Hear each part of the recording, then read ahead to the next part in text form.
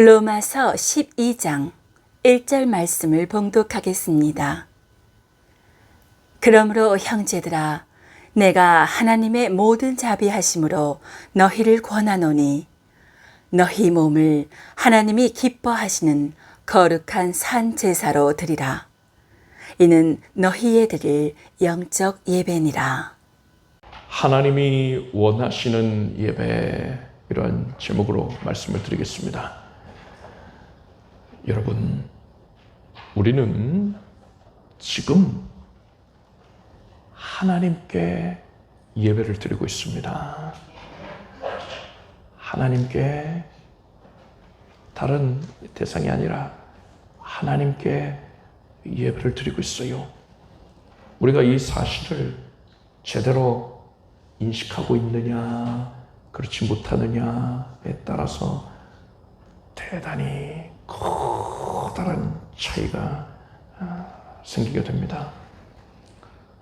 훗날에 우리가 천국에 들어가서 우리의 지난 행적들을 되돌아볼 수가 있을 것입니다.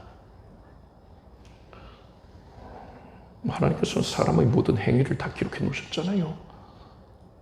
그것이 문자로만 대할 수 있는 것이 아니라 지금 사람의 기술로도 CCTV라든가 그런 것을 되돌려볼 수 있잖아요. 그것처럼 우리 하나님께서는 사람의 행적을 자세하게 기록을 해 두셨을 것입니다.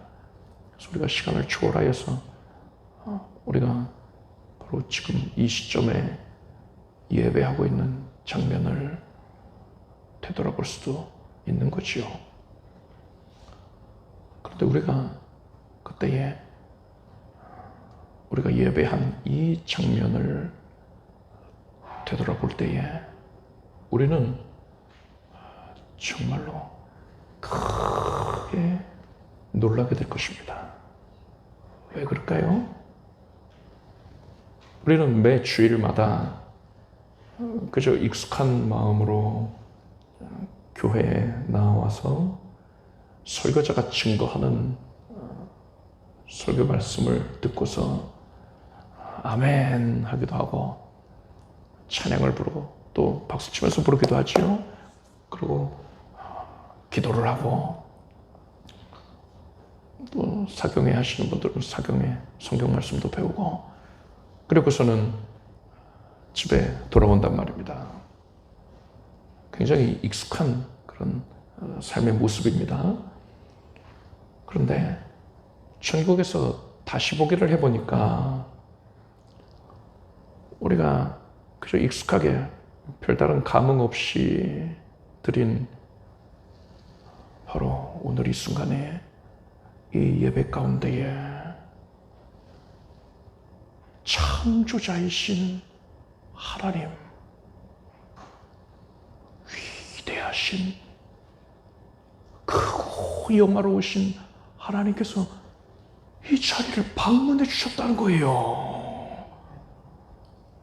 사람의 생각으로는 어디서 수천 명, 수만 명이 모이는 그런 대규모 집회에 하나님께서 그것을 중요하게 여기고 거기에만 임하시지 않겠나 이렇게 은연중에 생각할 수도 있는데 하나님께서는 내가 예배하는 그 처소에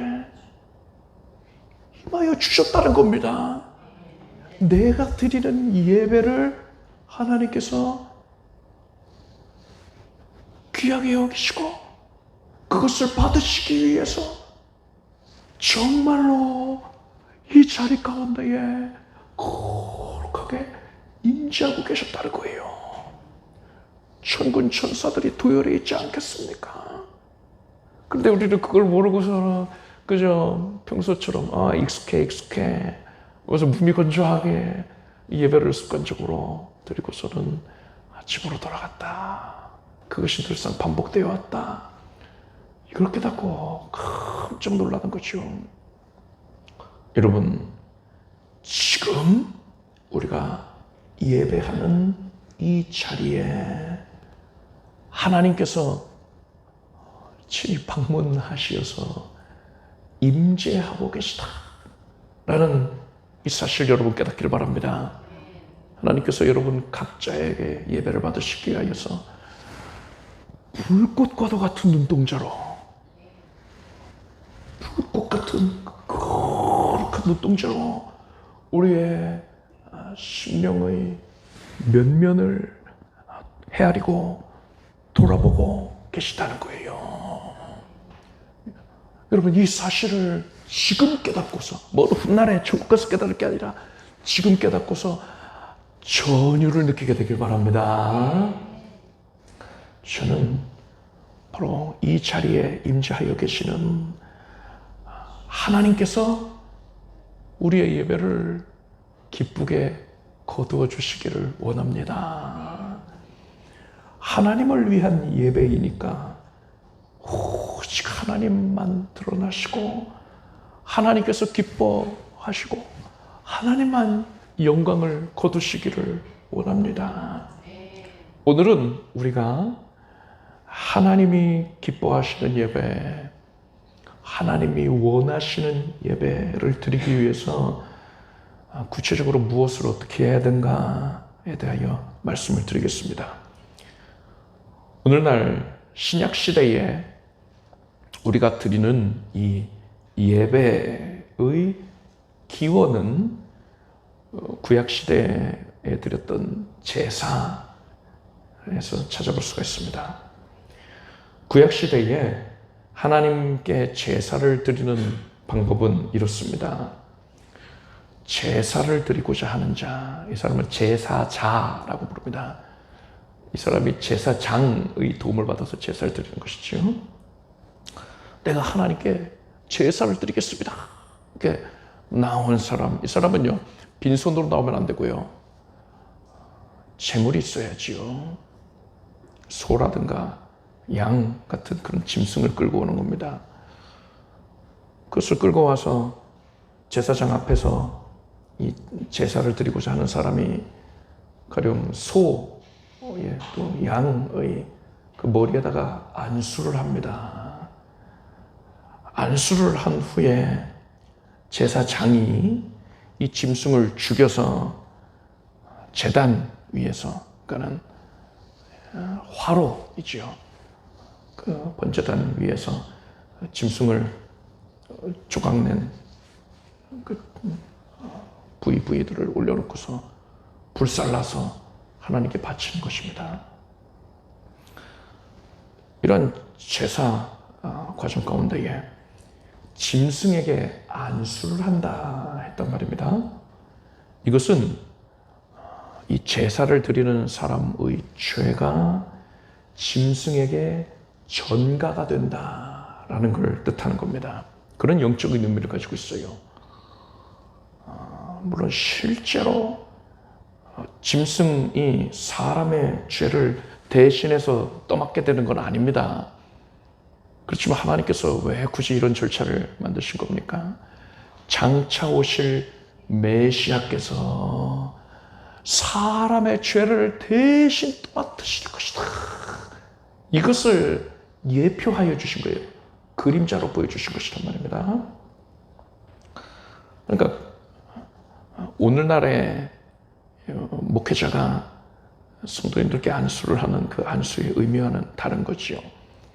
오늘날에는 성령께서 손을 얹으시고 기름 부어 주시기를 원하는 마음에서 이렇게 목회자가 안수하여 기도하는 것이고, 예전에 구약 시대의 이 제사법에 한해서는 제사 외에도 이제 안수가 있었거든요. 근데 그게 아니라 제사 절차 과정 가운데에 안수하는 것은 이렇듯 죄를 떠넘긴다라는 의미를 갖고 있는 겁니다.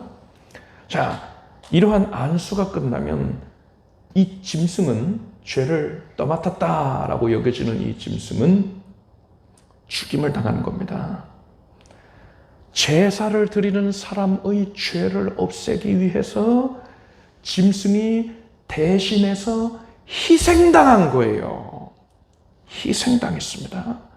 이것은 메시아가 죄인들을 위하여서 대신하여 희생당하실 것을 예표하는 거죠.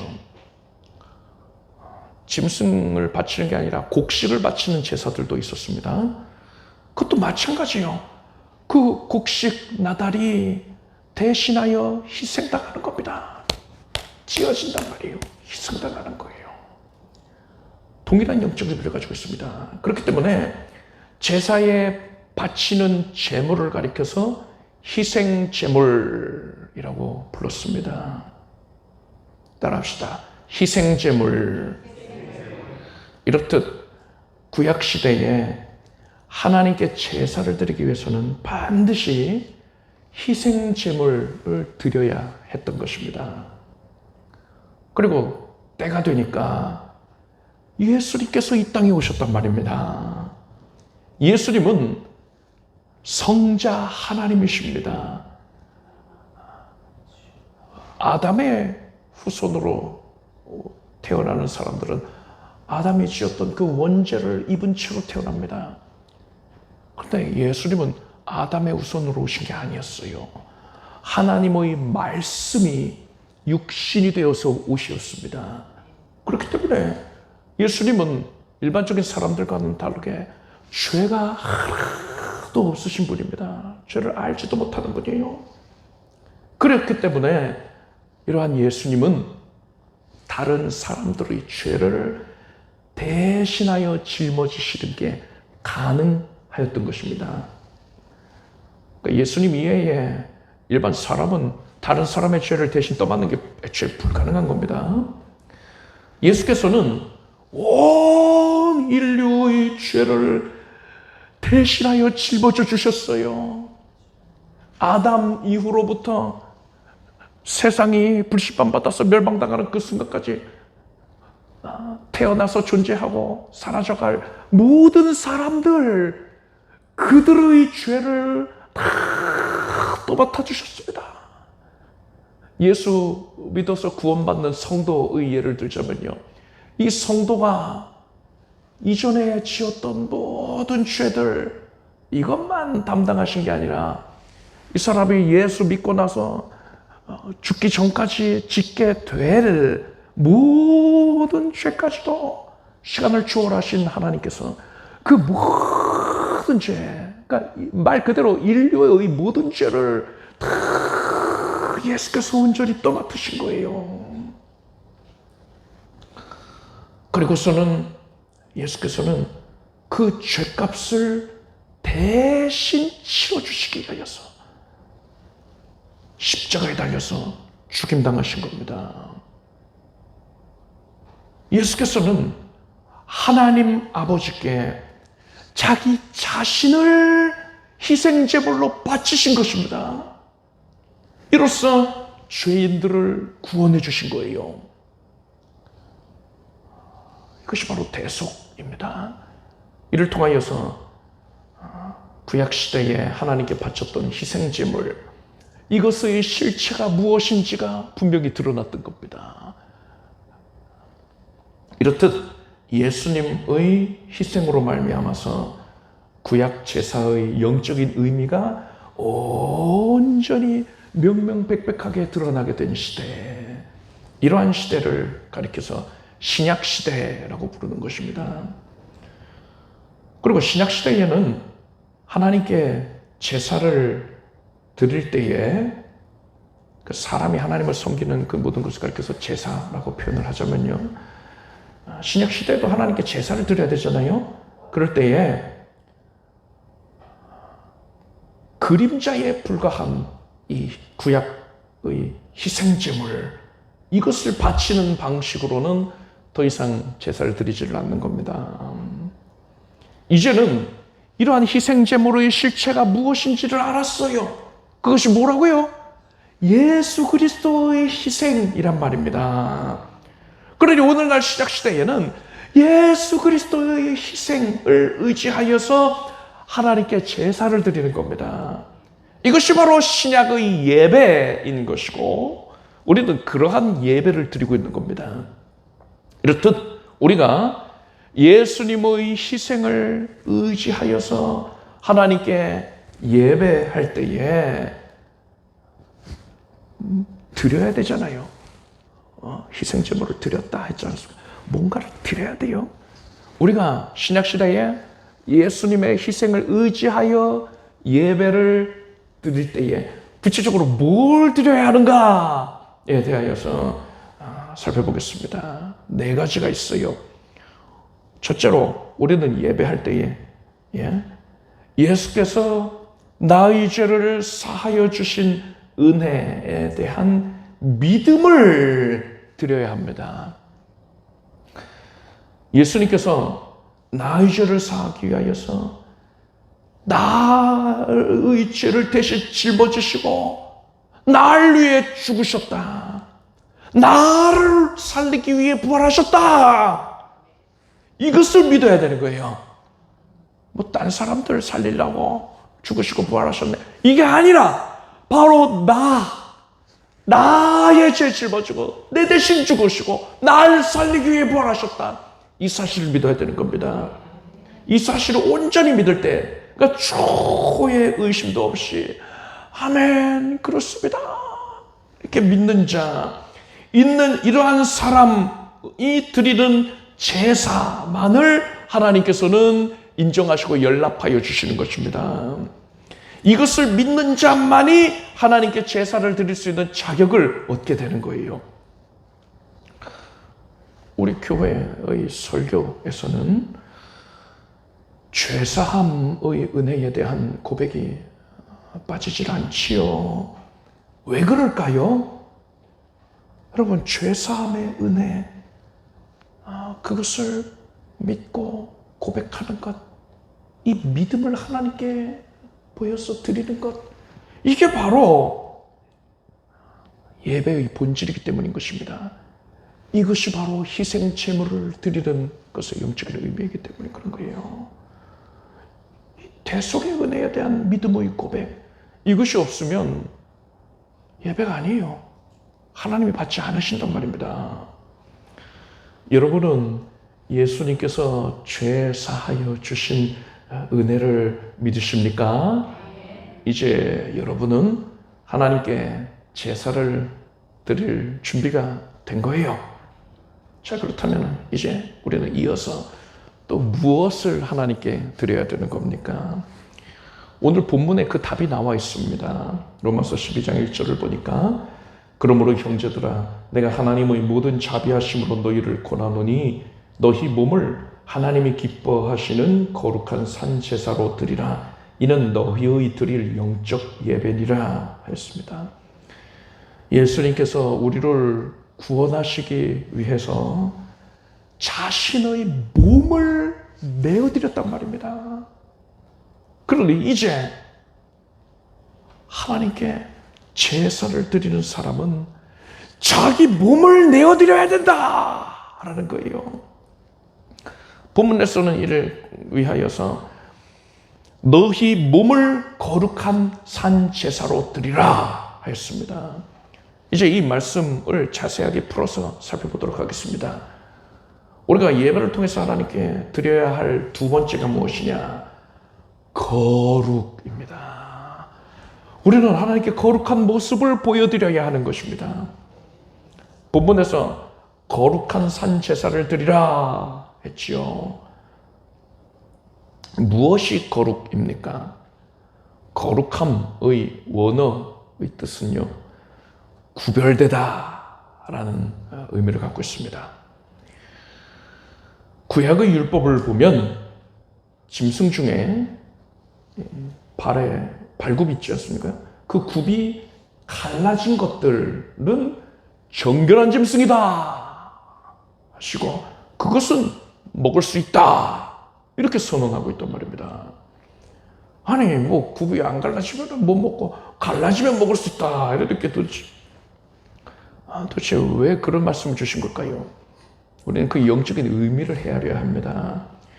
굽이 갈라졌다는 것은 굽이 분리가 되어 있는 것을 의미하지 않습니까?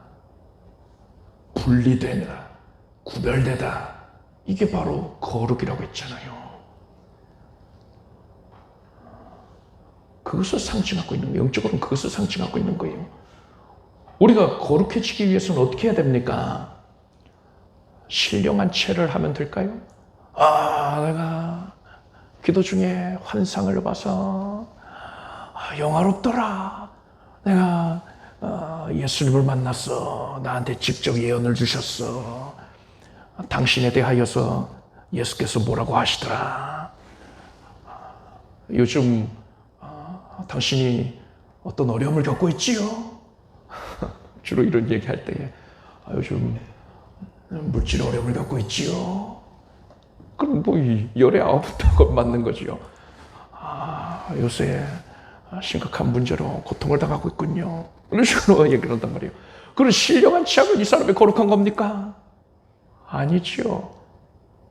또 말할 때, 기도할 때에, 뭐 설교할 때라든가 그때 목 갈라지는 소리에 새소리를 내면은 그 사람이 거룩한 겁니까?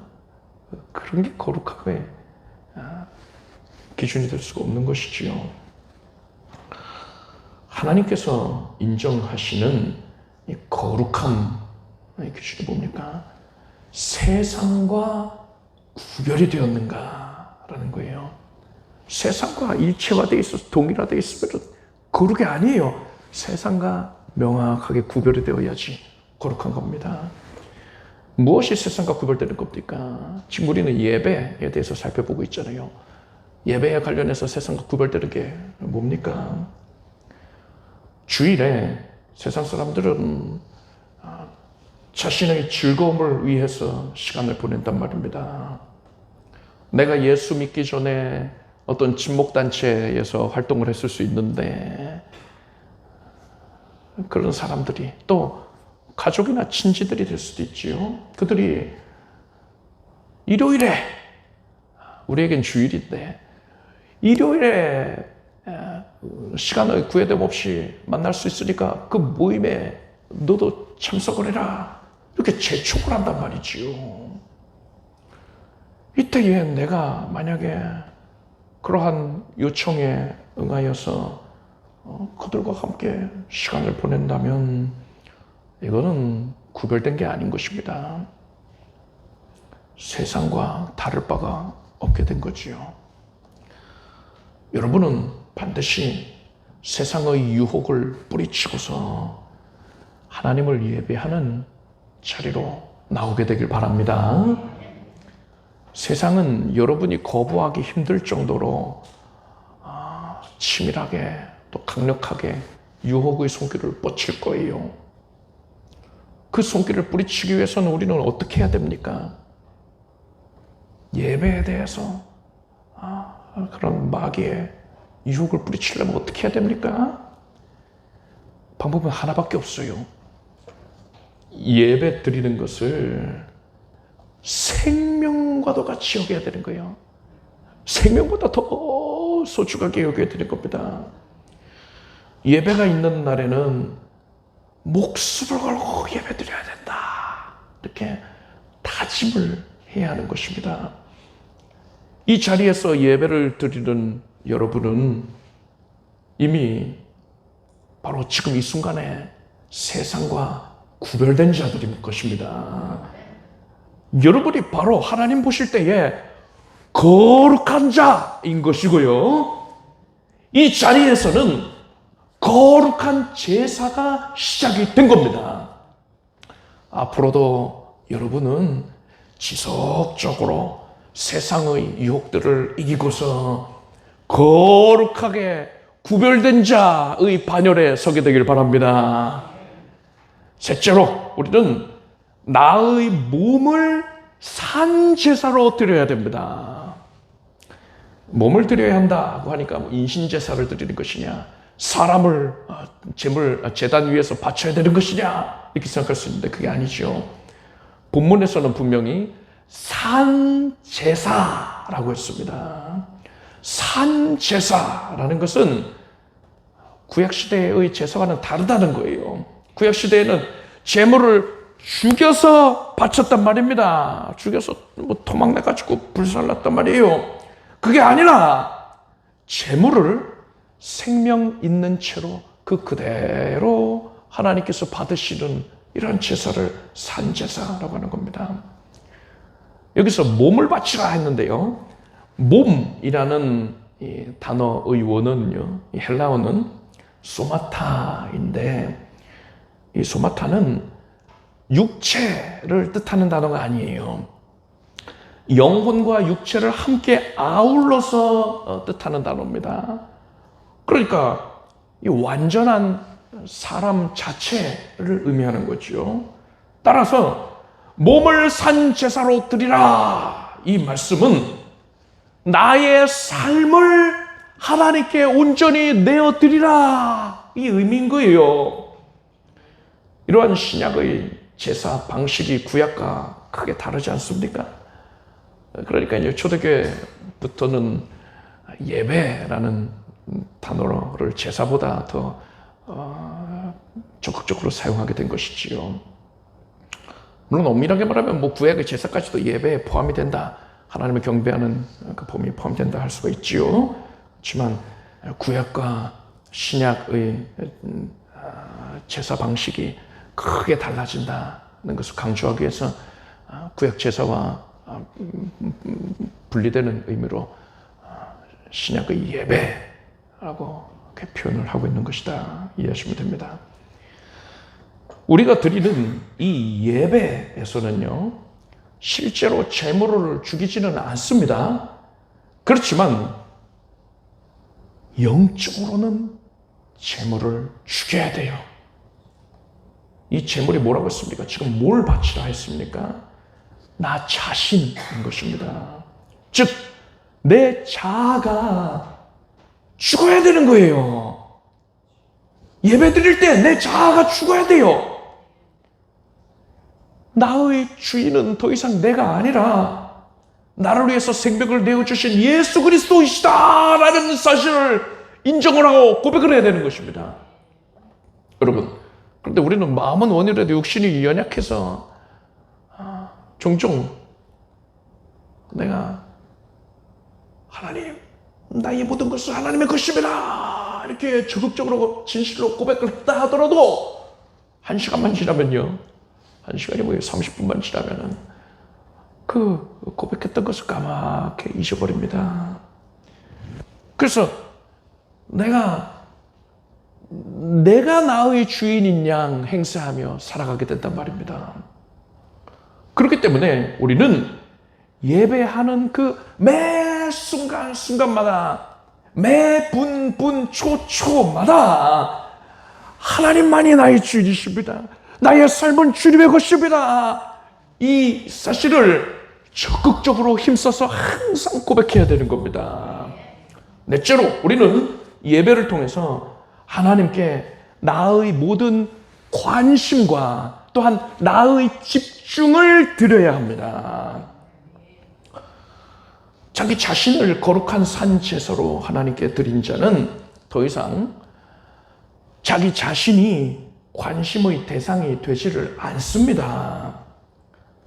자신의 강함이라던가 약함은 더 이상 중요하지 않아요. 나를 둘러싼 주변 상황도 중요하지가 않아요. 이런 사람에게 있어서 정말 중요한 건 뭡니까? 예배를 받으시는 예수 그리스도이신 것입니다. 이 사람한테는 오직 예수님만 보이는 거예요. 다윗이 예루살렘으로 언약궤를 옮길 때에 하나님께서 그것을 허락하시니까 언약궤가 무사히 예루살렘으로 입성하는 그 모습을 보고는 너무나 기뻤어요. 그래서 펄쩍펄쩍 뛰었습니다. 옷이 펄럭이니까 다윗의 하체가 보일 정도였습니다. 이것은 채통을 지켜야 하는 이 왕의 모습과는 거리가 먼 것이 아닙니까? 그렇지만 다윗은 상관없었어요. 하나님께서 나의 헌신을 받으셨다, 이 사실에 너무나 감격한 나머지 언약궤가 지나가는 행렬을 그저 밋밋하게 구경만 하고 있을 수가 없었던 겁니다. 다윗은 자신의 처지, 그러니까 왕이라는 신분, 이것과 주변 사람들을 개의치 않았어요. 왜요? 오직 하나님께만 주목하고 있었거든요. 하나님께만 집중하고 하나님만 바라보니까는 그의 심령이 지극히 순수해져서 그는 가감없이 자신의 기쁨을 그렇게 표현해냈던 겁니다.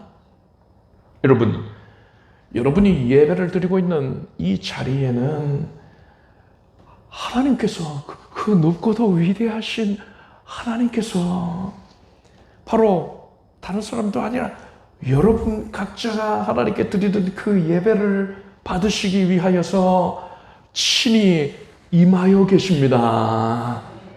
그런데 우리는 어떻게 이 예배를 멀찍이서 구경만 하려고 하는 겁니까? 두 명의 배우가 있습니다. 연극 무대에 이 두 명의 배우가 나와서 서로 주고받으면서 이제 연기를 해야 됩니다. 한 배우가 열심히 연기를 합니다. 대사를 하고요. 표현을 해냅니다. 그런데 나머지 한 배우가 그저 그 열심히 연기하는 배우를 구경만 하고 있어요. 멀뚱멀뚱 지켜만 보고 있다면 이게 뭐 작품이 되겠습니까? 망치는 거지요. 여러분, 이 예배의 주인공은 예수 그리스도이십니다. 예수님께서는 당연하게도 예수님을 위한 예배이니까 이곳에 임하셔서 역사하여 주시는 것입니다. 기꺼이 역사해 주시는 거예요. 이제 우리만 잘하면 돼요. 이제 여러분은 예배자로서 여러분에게 맡겨진 역할을 잘 감당하십시오. 그 역할이 뭐예요? 다윗이 그랬듯이 나 자신의 형편과 처지를 바라볼 게 아니라 또 주변 사람들을 바라보고 영예받을 게 아니라 여러분 앞에 와 계시는 예수 그리스도 나의 하나님만을 주목하길 바랍니다. 절대로 뭐 팔짱 끼고 있어서는 안 되는 거예요. 구경만 하면 안 되는 겁니다. 물론 뭐 예배 중에 팔짱 끼고 계실 분은 없지요. 여기서 마음을 그리 하지 말라는 겁니다. 예배 이외에 다른 생각 하지 마십시오. 예수께서 베풀어 주시는 은혜의 손길만을 주목하십시오. 그것에 민감하게 반응을 하십시오. 하나님께서 은혜의 손길로 여러분을 만지시는데 그때마다 여러분이 아멘 하고 받아 누려야 되는 겁니다. 여러분, 우리가 명심해야 될 게 있어요. 절대로 예배 분위기가 전체적으로 은혜스러웠다 이렇게 여겨진다고 해서 여러분 각자에게 은혜와 응답이 임한 건 아니다라는 사실입니다. 하나님께서 주인공으로 역사하셨으니까 우리는 그것에 적극적으로 반응을 해서 예배자로서 합당한 그런 모습을 보였을 때에 그 은혜가 나을 것이 되는 것입니다. 여러분이 예수님께만 주목하고 반응할 때에 성령께서 충만하게 기름을 부어주시고 교통하여 주시고 말씀을 깨닫게 해주시고 포로된 자에게 자유를, 눈먼 자에게 다시 보게 함을, 눌린 자를 자유케 하고 주의 은혜의 해를 전하게 하여 주시는 것입니다.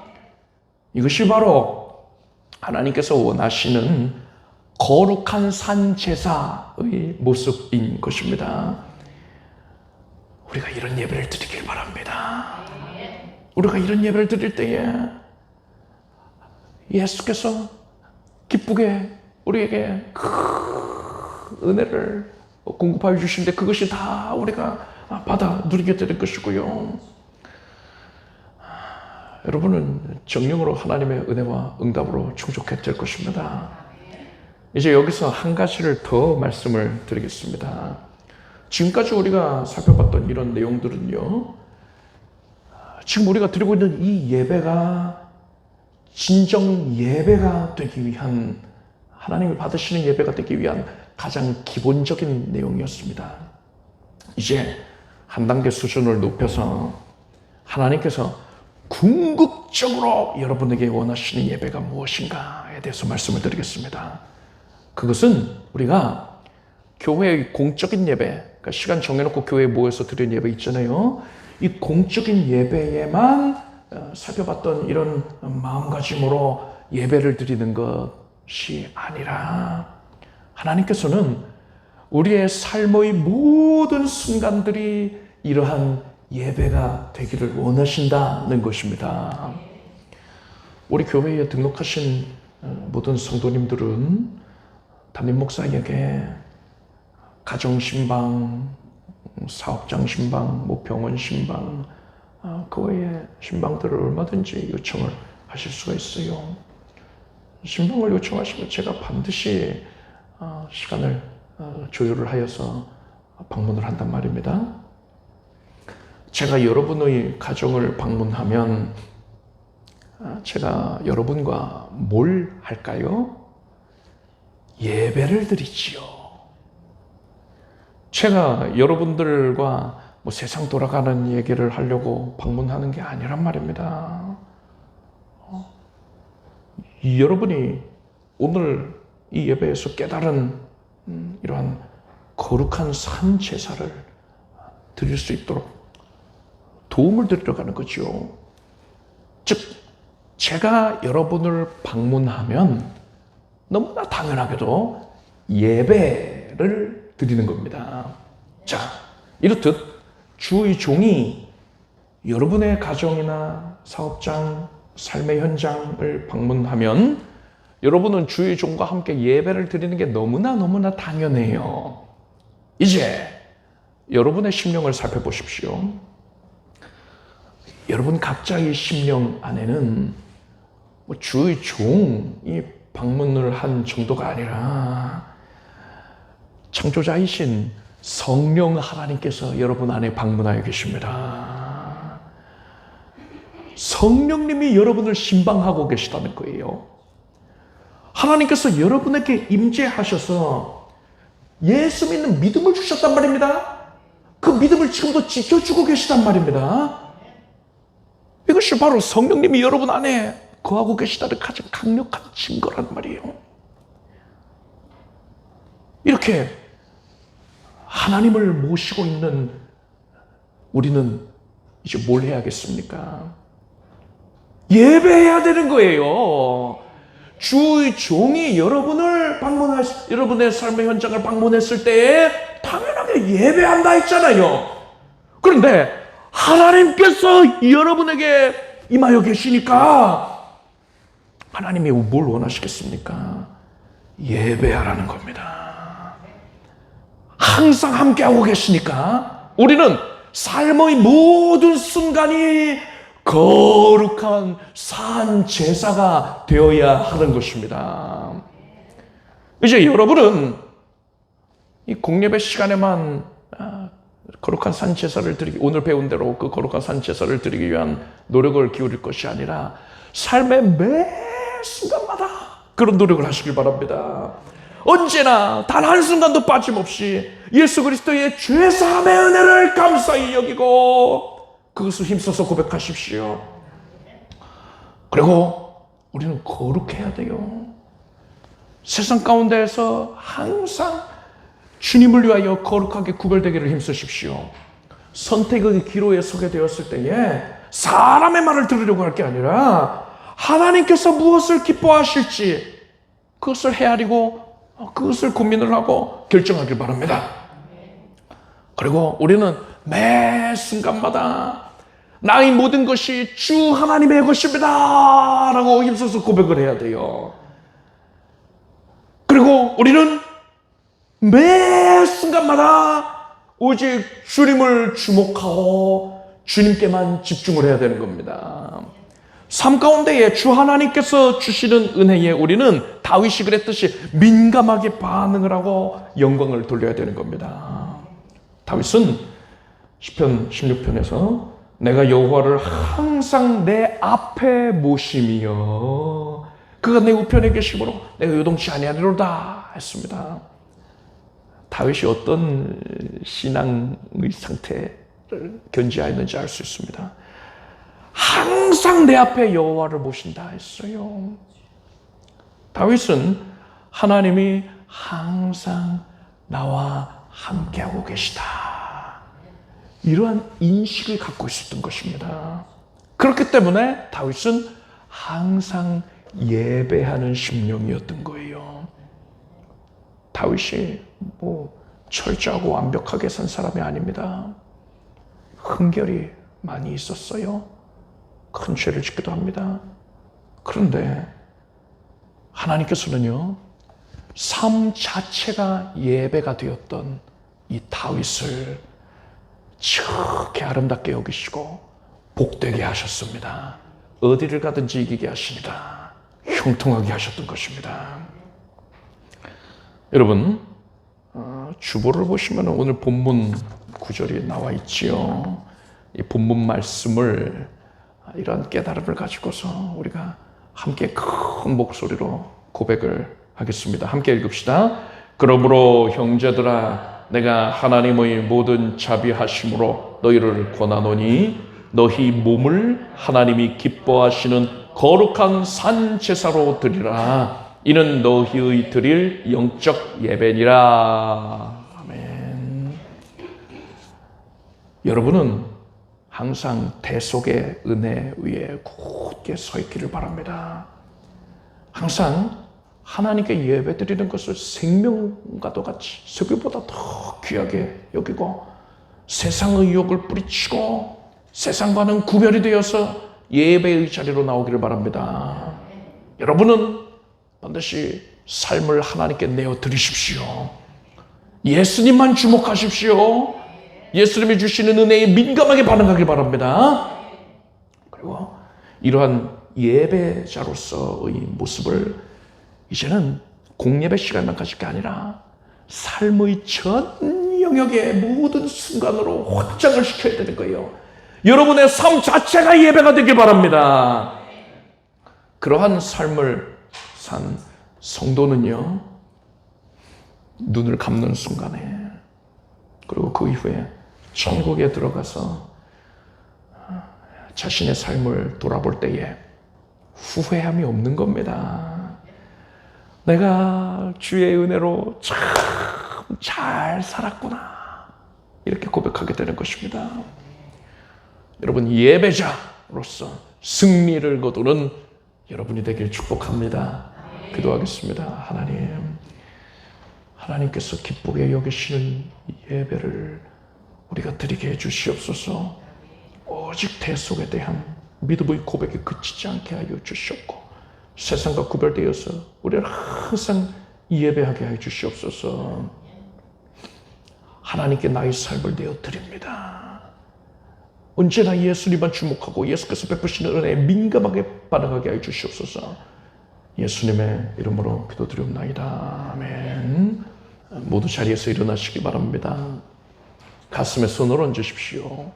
아픈 곳에 손 얹고 지금 이 자리에 함께 하시는 예수님을 바라보면서 믿음으로 구하겠습니다. 하나님 감사합니다. 예수님께서 우리 연약한 심령들을 돌아보시고 어떤 세상의 주권들을 볼 때에 우리 각자가 또한 우리가 드릴 이 예배조차도 참으로 연약하고 많이 미흡한 부분이 가득할 것인데 예수님께서 우리의 예배를 기쁘게 거둬주셨으니 감사합니다. 예수님이 오셔서 예수께서 친히 우리 예배를 연락하셨으니 우리에게 큰 만족이 있습니다. 예수님만으로 만족합니다. 예수께서 모든 영광 홀로 받으소서. 우리의 삶이 항상 예배가 되게 하여 주시옵소서. 이러한 은혜를 받은 주의 자녀들이 간절하게 온 마음을 다해서 하나님께 아뢰입니다. 하나님, 사랑하는 온 성도들이 또한 모든 가족들이 예수의 이름으로 심령이 고침받게 해주시옵소서. 각별히 우울증이 사라지게 해주시옵소서. 지속되는 우울감이 사라져라. 뿌리까지 사라질지어다. 사람이 못 고치는 것도 하나님이 고쳐내십니다. 오직 예수님과 함께하는 그 기쁨과 즐거움이 가득하여서 우울증이 사라지고 공황증이 또한 두려움이 깨끗이 사라질지어다. 모든 염려를 주님께 맡기고 자유함을 누리겠습니다. 예수님께서, 능력이 많으신 예수님께서 우리의 모든 짐을 대신 또 맡아주시고 가장 선하게 역사해 주시니 감사드립니다. 이제 은혜의 역사를 목도하고 기뻐하겠습니다. 연약한 육신 위에 예수께서 지금 손을 얹어 주시니 감사드립니다. 하나님이 고치셨습니다.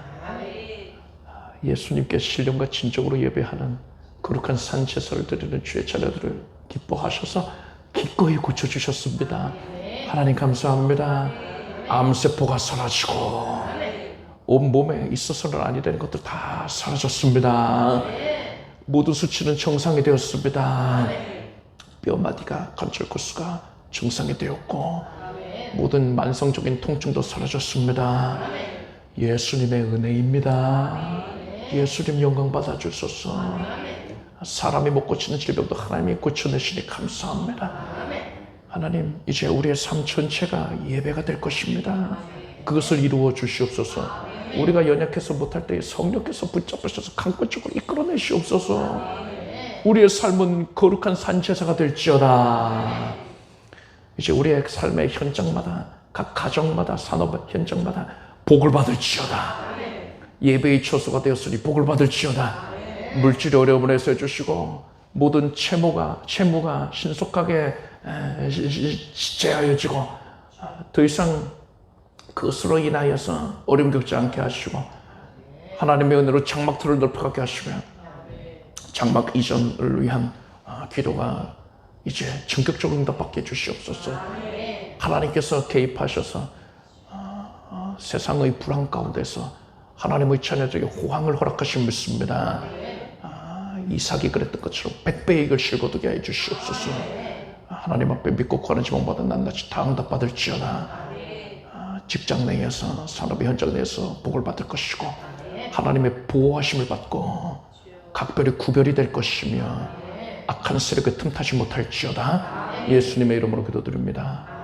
믿은 대로 될지어다. 하나님께 박수 올리겠습니다. 자리에 앉으십시오. 준비하신 예물을 정성된 마음으로 드리겠습니다. 드리신 예물 위에 축복 기도하겠습니다. 하나님, 모든 것이 하나님의 은혜입니다. 오늘 우리가 거룩한 산 제사로 영광을 올릴 수 있는 것 하나님의 은혜의 역사였습니다. 기뻐하여서 감사하여 자원하여 예물을 드립니다. 드려진 심령 위에 지금 손 얹어주시고 큰 복을 내려주시옵소서. 영혼이 잘 돼같이 범사가 잘 되고 건강하게 해주시고 우리 성도들의 삶이 크게 부여하여져서 주 하나님께 드리는 데에 헌신하는 데에 어려움이 없게 해주시옵소서. 그 지경을 넓혀주시옵소서. 예수님의 이름으로 기도드립니다. 교회 소식을 말씀드리겠습니다. 오늘은 사경의 디모데전서, 디모데후서 말씀을 배웁니다.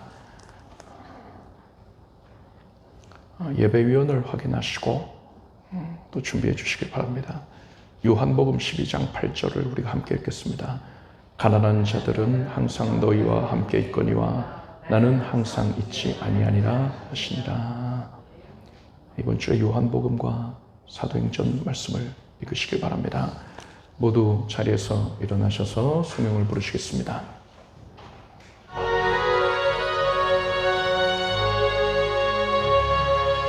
성부 성자 성령께 찬송과 영광 돌려 보내세.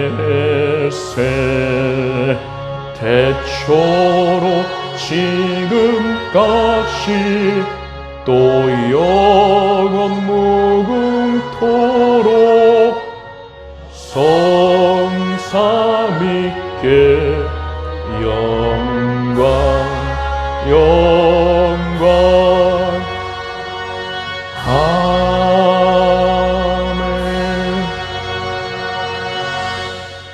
우리 주 예수 그리스도의 은혜와 하나님 아버지의 사랑과 성령님의 교통하심이